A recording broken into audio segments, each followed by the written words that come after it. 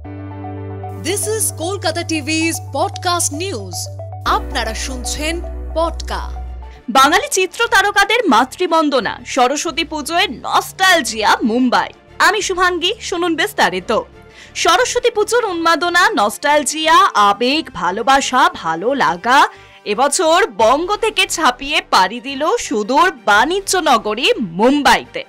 বাগদেবীর আরাধনায় মাতলেন সেখানকার বাঙালি চিত্র তারকারা, যারা প্রত্যেকেই কলকাতার মানুষ হলেও দীর্ঘ সময় ধরে মুম্বাইয়ের বাসিন্দা।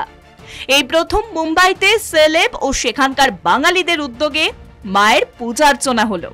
হলুদ পাঞ্জাবি আর শাড়িতে এক আলাদা মর্যাদা পেল পুজো। সেই সঙ্গে আনন্দ সকলের সঙ্গে ভাগ করে নেওয়া আর রীতিমতো পাত পেরে খাওয়া দাওয়ার পর্ব পর্যন্ত চলল। পুজোর আনন্দে মাতলেন স্বস্তিকা মুখোপাধ্যায় সহ এক ঝাঁক সেলেবরা। এই সমস্ত কিছু আয়োজন করলো আড্ডা কালেক্টিভ। ভোগ খাবার পাশাপাশি জুড়ে থাকলো সঙ্গীতের আয়োজন। প্রায় প্রত্যেকেই নিজের প্রতিভার মধ্যে দিয়ে তাদের তুলে ধরলেন। সঙ্গীত, বাঙালির প্রিয় আড্ডা, নাচ, গান সবকিছু মিলিয়ে মায়ের আরাধনা এক অন্য মাত্রা পেল। সরস্বতী পুজো এক ইমোশন, আর এর সঙ্গে জড়িয়ে আছে এক নস্টালজিয়া। এক আয়োজকের কথায় সেই ইমোশনের কথাই ধরা পড়ল বাণিজ্য নগরীতে। তার কথায় সরস্বতী পুজো করতে পেরে মনে হচ্ছে নিজের বাড়ি কলকাতাতেই আছি। সবার সঙ্গে দেখা হওয়া, ছোটবেলার মতো সেই শাড়ি পরার আনন্দ, আজ যেন সেই শৈশবের হারিয়ে যাওয়া স্মৃতিকে ফের খুঁজে পেলাম। সরস্বতী পুজো মানেই যেন সেই সময় আমাদের কাছে একটা স্বাধীনতা। নিজের মতো সাজবো, পরবো, শাড়ি পরবো, এই অনুভূতি কাউকে বোঝানো যাবে না।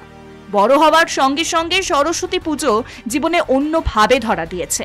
প্রেম, ভালো লাগা, চোখের চাহনি সবকিছু নিয়েই সরস্বতী পুজো। এখানে এত ভালো পুজো হয়েছে মনেই হচ্ছে না মুম্বাইতে আছি। ভালোভাবে সবাই মিলে আনন্দও করেছি।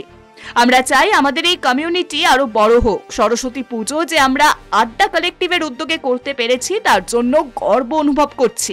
ইচ্ছে আছে দুর্গা পুজোও করব। অপর আরেকজনের মুখে সেই আড্ডা কালেক্টিভের প্রশংসাও শোনা গেল। তার কথায় খুব ভালো লাগছে। প্রতি বছর অঞ্জলি দেওয়ার ইচ্ছে থাকে। চিত্র পরিচালক, প্রযোজক, অভিনেতা অনুরাগ বাসুর বাড়িতে আমরা তাই যাই, কারণ উনি বাড়িতে এই পুজোর আয়োজন করেন। তবে এখানে এসে নিজেকে নতুন করে খুঁজে পেলাম। এক কথায় দারুণ লাগছে। অপূর্ব ভোগ খেয়েছি, মন একদম তৃপ্ত হয়ে গেছে। চাই আড্ডা কালেক্টিভ প্রতি বছর এই পুজোর আয়োজন করুক। একই সঙ্গে আরো অনেকের মুখেই শোনা গেল সরস্বতী পুজো নিয়ে কলকাতার নস্টালজিয়া এবং আবেগের কথা। কলকাতা যে তাদের প্রাণের শহর, সেটি তারা মুম্বাই গিয়েও যে ভোলেননি, সেই কথাই আজ তাদের মুখে। সকলের কথায় সরস্বতী পুজো মানেই ভালো লাগা আর ভালোবাসা। সেই প্রাণের স্পন্দন যেন আজ নতুন করে ফিরে পেলাম। কাজের জন্য ইচ্ছে হলেও কলকাতা যাওয়া হয় না। উদ্যোগ নেওয়া মানুষকে তাই কুর্নিশ জানাই। আমরা চাই প্রতি বছর এই পুজোর আয়োজন করা হোক। সকলের মুখেই এক কথা, আসছে বছর আবার হবে। পুজোর উদ্যোক্তারা জানান অনেক পরিকল্পনা করে এই পুজোর আয়োজন করা হয়েছে।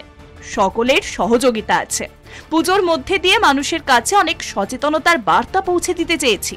মণ্ডপে আসা শিশুরা যাতে এই পুজোকে বুঝতে পারে, ভালো লাগে, একঘেয়েমিতা কাটানোর জন্য ব্যবস্থাও রাখা হয়েছে। প্রাকৃতিক সামগ্রীর মাধ্যমে এই পুজোর অনুষ্ঠান করেছি। সবাইকে পাশেও পেয়েছি। আনন্দে দিন পেরিয়েছে, খুব ভালো লাগছে। শুনুন পডকা রাত দিন ৭ দিন।